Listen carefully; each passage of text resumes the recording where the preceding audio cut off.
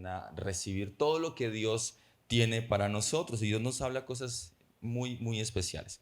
Así que si tú tienes Instagram, en la página de Instagram de la iglesia hay un link donde puedes descargar las notas durante la prédica y ahí puedes ir anotando todo lo relacionado al mensaje de hoy, ¿no? Está el título, el pasaje bíblico que estamos usando, las ideas principales o la idea principal del mensaje, y tenemos también puntos principales y notas personales que quieras escribir ahí. ¿Esto con qué? Con el ánimo de que tú digas, ay, no traje hoy donde anotar, me regala una hoja. No, no regalamos hojas, ¿sí? Pero por lo menos todos tienen un celular, ¿no? Y la mayoría ya ahí tenemos o contamos con Instagram. Entonces solamente tienes que ir a la página, descargar y ahí puedes tomar todas las notas que quieras. ¿Listo? La condición es que no te distraigas en redes sociales. Amén. ¿Están listos? ¿Están listos? Ok, muy bien. Hoy continuamos con la serie. Amamos a Dios y a las personas difíciles. No lo vaya a colocar en el título porque ese no es el título del mensaje de hoy. Ese es el título general o el tema general de la serie que está en el encabezado. Pero estamos aprendiendo el lema de nuestra iglesia, ¿no? Estamos hablando lo que nos define como iglesia. Amamos a Dios y amamos a las personas, ¿no? Amamos a Dios, amarás al Señor tu Dios con todo tu corazón, pero también amarás a tu prójimo, ¿sí? Y amamos a nuestro prójimo sirviéndoles, amándoles.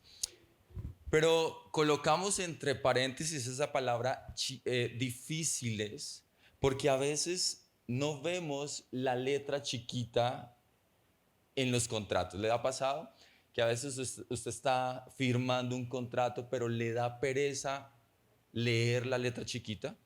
Y cuando se da cuenta, después de 2 o 3 meses, usted va a reclamar y a pelear, pero ¿por qué si a mí no me dijeron eso? Y a usted le dicen ¿qué? Lea el contrato. Eso estaba en el contrato. El asunto es que no leímos la letra chiquita. Y en la Biblia también encontramos la letra chiquita. Son esos mensajes que quizás no quisiéramos leer, como que quisiéramos pasar por alto, y menos si son enseñanzas o mandamientos, ordenanzas que vienen de parte de Dios. Y vamos a estar hablando estos 2 fines de semana, hoy y el próximo fin de semana. Y esos mensajes para mí son las personas más difíciles de amar. ¿Sí? Estamos hablando de amar a Dios y personas difíciles. Pero hay gente difícil, ¿no? Todos hemos sido en algún momento personas difíciles. Yo he sido difícil. Pero hay gente que es más difícil. Hay gente más difícil. Y la Biblia nos muestra quiénes son los más difíciles, ¿sí? Y qué debemos hacer con ellos, con los que son muy difíciles.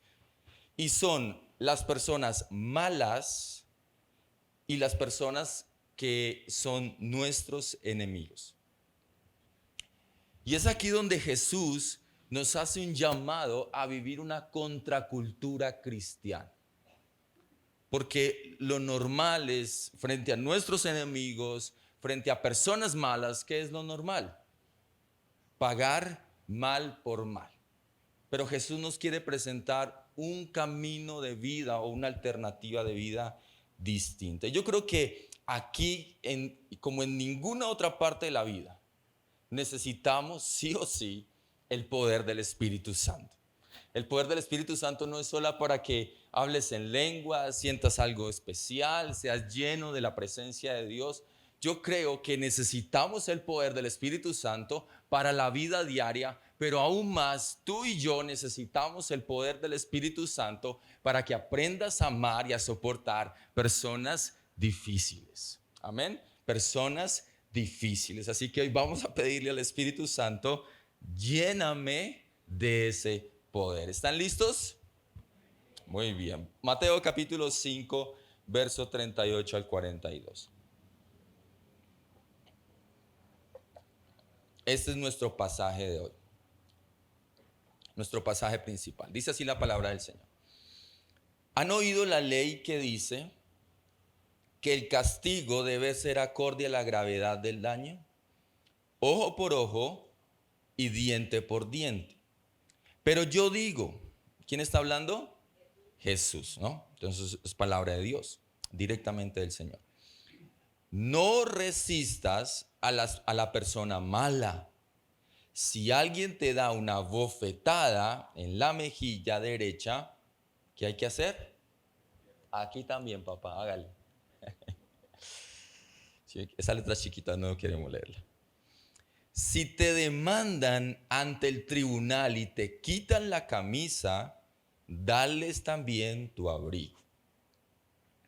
Si un soldado te exige que lleves su equipo por 1 kilómetro, llévalo 2. Dales a los que te pidan y no des la espalda a quienes te pidan prestado. Hoy he titulado mi mensaje El mandato de la no resistencia. El mandato de la no resistencia. ¿Se han escuchado que somos la resistencia? No, aquí el llamado es somos, diga conmigo, somos la no resistencia. Somos la no resistencia. Qué tremendo ese pasaje. Y pensando un poquito en esto, en los sufrimientos que a veces sufrimos injustamente, leía algo sobre un gran líder que fue cristiano, expresidente de los Estados Unidos, Martin Luther King, sí, ahí está, presidente americano, y fue un líder, un activista impresionante, quien peleó por los derechos de todos los afroamericanos. Pero en su historia cuentan que en ese proceso de buscar la libertad de los afroamericanos, muchos de sus enemigos o sus detractores cuentan de que, por ejemplo, su hogar fue bombardeado. Por 13 años vivió bajo amenaza de muerte. Lo acusaron de ser comunista. Fue encarcelado 20 veces. Herido, traicionado por sus más cercanos. Y cuentan la historia de este hombre que aún con todo esto, con todo lo vivido, nunca tuvo amargura en su alma. Nunca tuvo rencor en su corazón. Y a pesar de todo lo que estaba viviendo, cuentan que aún así él siguió predicando la no violencia y el poder redentor del amor. Y se dedicó a pagar el odio que estaba recibiendo con amor. Y el precio, la victoria que ganó fue la libertad para los afroamericanos. Y sabes, Jesús también nos enseñó este principio en el pasaje que leímos. Y para comenzar a entender el pasaje que estuvimos leyendo, tenemos que entender que la ley de Moisés es un código, es una ley. Y es una ley que tiene dos características. Es una ley moral, pero también es una ley civil. ¿Dónde encontramos la ley moral de Dios? Éxodo capítulo 20. ¿Qué nos habla Éxodo capítulo 20? Los 10 mandamientos. Ahí nos habla la esencia moral de Dios. Pero también encontramos otra parte de la ley de Dios, la ley de Moisés, y es la ley civil. Claro, Israel estaba naciendo como nación. Por ende, Dios tenía que darles una ley civil, y la ley civil apunta de cómo debía comportarse la nación. Las leyes son importantes. Y la palabra de Jesús, cuando él dice, oíste que fue dicho, ojo por ojo, Jesús estaba citando Deuteronomio capítulo 19, versículo 16 al 19, que es lo que conocemos como la ley del talión. Quizás aquí hay algún abogado, pero un abogado podría explicar esta ley muchísimo mejor que yo. No soy abogado, soy administrador, pero voy a tratar de hacer mi mejor esfuerzo. ¿Listo? Versículo 16. Si un testigo malicioso se presenta y acusa a alguien de haber cometido algún crimen o delito, tanto el que acusa como el acusado deberán presentarse ante el Señor al acudir a los sacerdotes y a los jueces que estén en ejercicio en esos días. Los jueces tendrán que investigar el caso a fondo. Si el acusador presentara cargos falsos contra otro israelita, le impondrás a él la sentencia que pretendía para la otra persona. De ese modo limpiarás esa maldad que hay en medio de ti. ¿Qué era o en qué consistía la ley del talión? La ley del talión consistía en imponer un castigo que se identificara con el crimen cometido. Esta ley civil nacía con el propósito de hacer justicia y evitar que esa persona afectada pudiera hacer justicia fruto del odio de su corazón. Hoy creería yo que esta ley de talión es la ley de daños y de perjuicios. Pero nota que según Deuteronomio 19, esa ley era para que los jueces pudieran hacer justicia. Pero los fariseos, ¿qué hicieron? ¿Quiénes eran los encargados de enseñar la ley en el tiempo de Jesús? Los fariseos. Y ellos comenzaron a enseñar la ley del talión no para temas de justicia y de leyes, sino la llevaron al plano de las relaciones personales. Y comenzaron a usar mala palabra, como muchas veces pasa, que usan un texto para decir cualquier cosa, y eso estaba pasando en ese momento. Por eso Jesús dice, oíste que fue dicho, pero yo digo.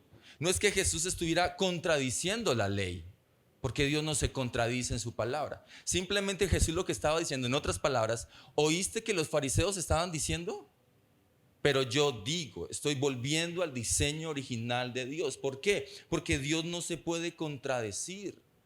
La misma ley de Moisés prohibía la venganza. Levítico 19:18 dice, no busques vengarte ni guardes rencor contra quién, contra tus hermanos israelitas, sino ama a tu prójimo como te amas a ti mismo. Y el Señor dice, yo soy el Señor. Es decir, ¿quién lo está diciendo? El Señor. No guardes rencor, no busques vengarte contra tus hermanos. En ningún momento Jesús estaba contradiciendo el principio de la retribución. Lo que Jesús estaba afirmando en su antítesis, porque eso es una antítesis. Parte del sermón del monte es una antítesis. Oíste que fue dicho, pero yo les digo. Lo que Jesús estaba diciendo es que ese principio, la ley del talión, del ojo por ojo, diente por diente, debía dejarse para las cortes legales, pero no lo podemos trasladar a las relaciones interpersonales. Y esto es lo que me gustaría que anotaras aquí. Nuestras relaciones, es como la idea principal en las notas, nuestras relaciones personales deben estar basadas ¿en qué? En el amor y no en la justicia. Nuestro deber hacia las personas que nos hacen mal no es la represalia, sino la aceptación de la injusticia sin venganza. Por favor, procese esa idea que está bastante fuerte. Sobre todo la segunda parte. Nuestro deber hacia las personas que hacen mal no es la represalia, sino la ¿qué? La aceptación de la injusticia sin venganza. Y para serles honesto, esa es una de las letras chiquitas que a mí personalmente no me gusta.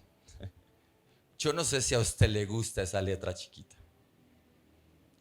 Pero yo creo que el tema con esta perspectiva de Jesús es que quizás no la hemos visto de la forma correcta. Porque leemos esto y decimos, si te dan una bofetada, pues póngale la otra. Amén, pastor. Vaya y hágalo.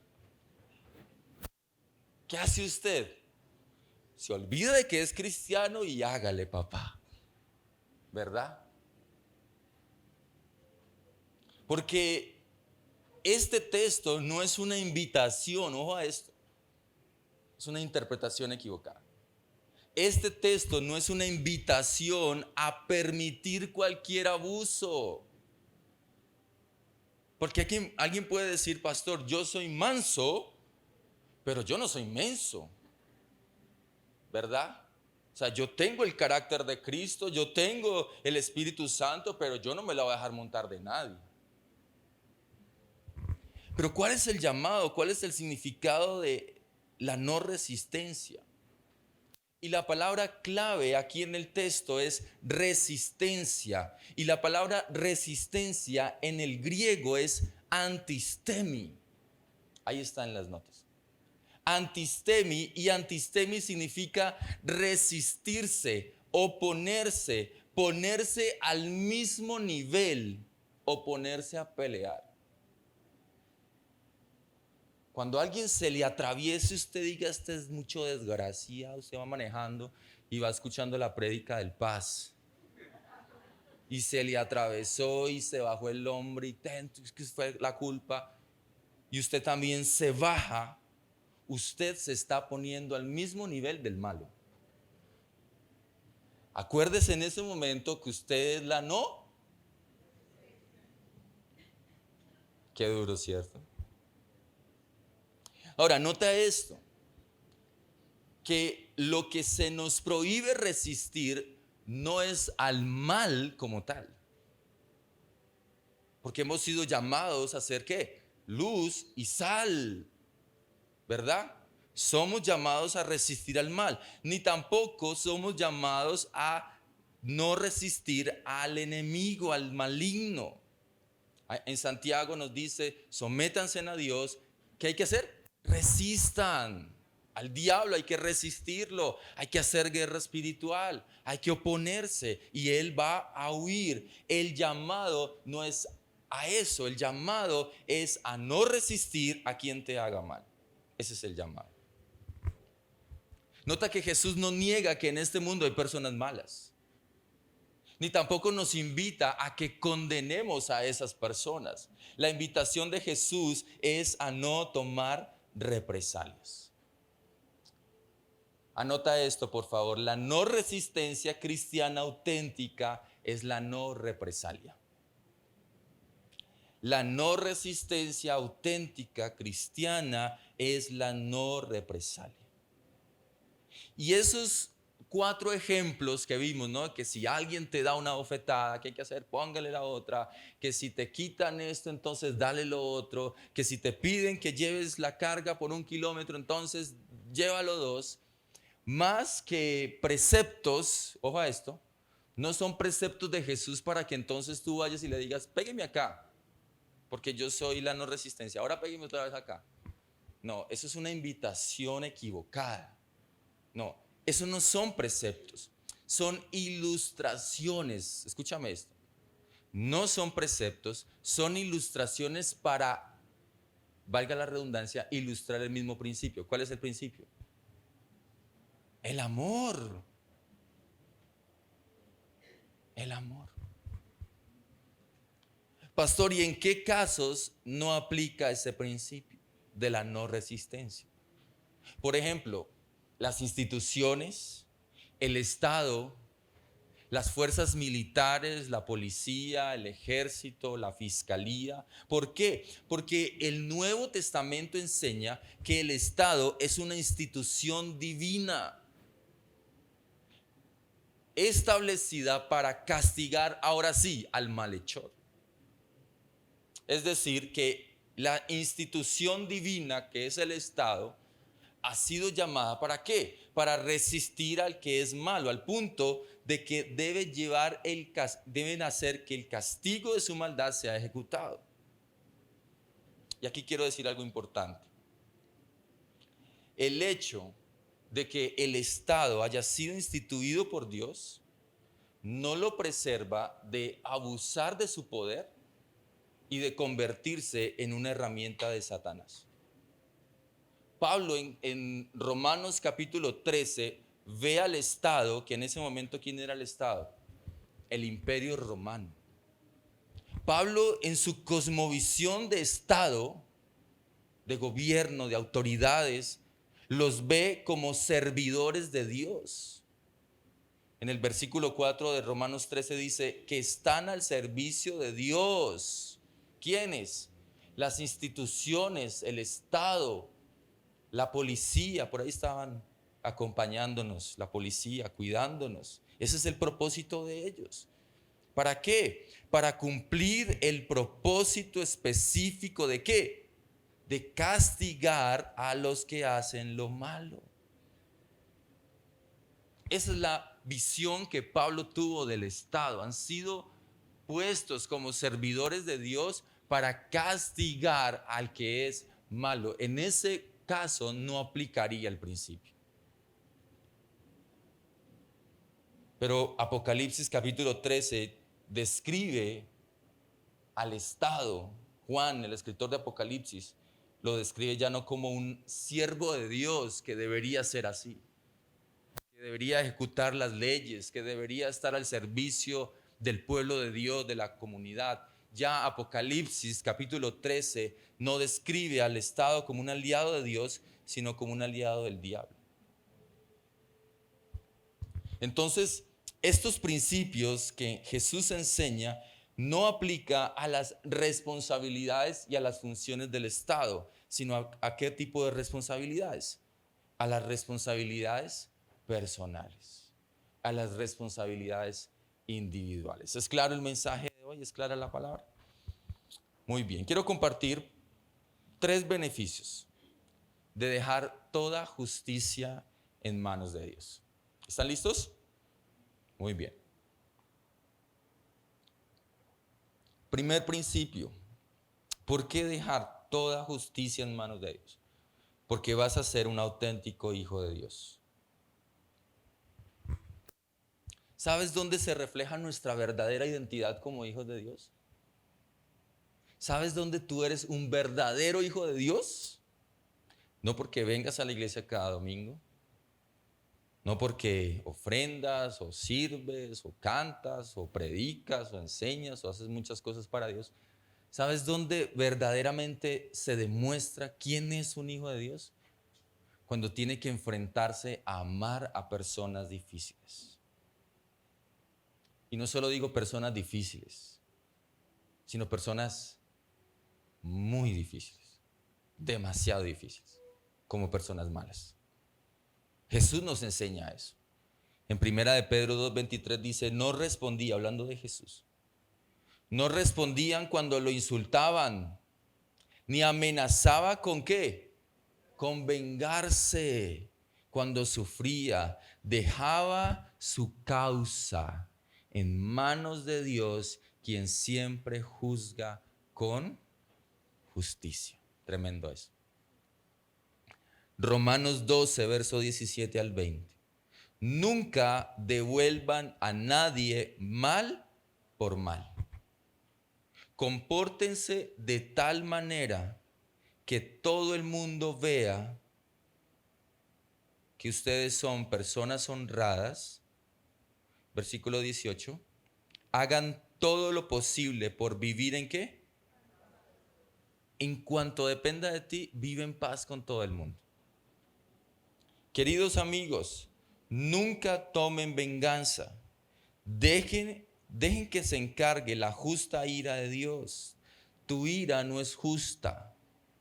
Tu ira es pecaminosa. Tu ira es carnal. Y la ira siempre lleva una tragedia. Deja que sea la justa ira de Dios que se encargue de esas personas que te han hecho mal.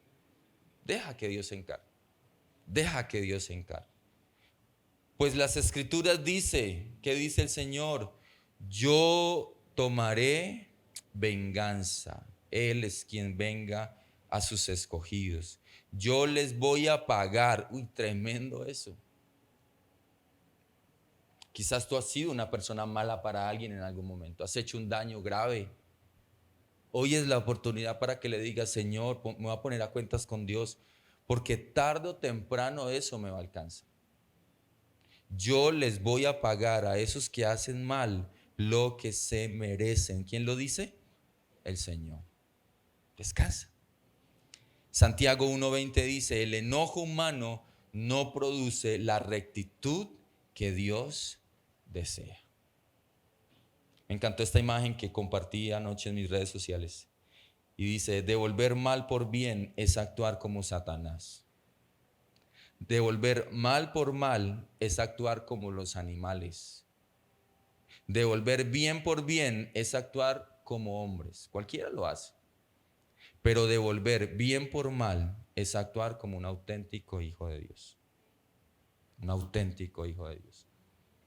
Segundo principio, segundo beneficio. Para dejar de por qué dejar toda justicia en manos de Dios. Número 2, porque la victoria de no pagar odio por odio es la verdadera libertad. Mira, deja que Dios actúe. Y tu corazón y tu mente van a encontrar una paz que, como dice la palabra en Filipenses, sobrepasa todo entendimiento. Vas a estar tan lleno de paz. Esa fue la libertad que encontró Martin Luther King. Él dejó todo lo que le estaban haciendo en manos de Dios. Y la victoria que él tuvo de no pagar odio por odio, sino por el contrario, de todo el odio que recibía, todo el rencor, toda la rabia, todas las maldades que le hacían, todo lo mal que hablaban de esa persona. ¿Sabes él cómo respondía? ¿Cómo debemos responder nosotros como hijos de Dios? Cuando en la oficina, cuando en el trabajo, cuando en cualquier lugar hay gente que es mala. Yo a veces no puedo entender cómo hay gente que tiene una mente tan depravada y tan torcida. Y eso a veces a nosotros nos frustra. ¿Cómo esta persona me hace esto?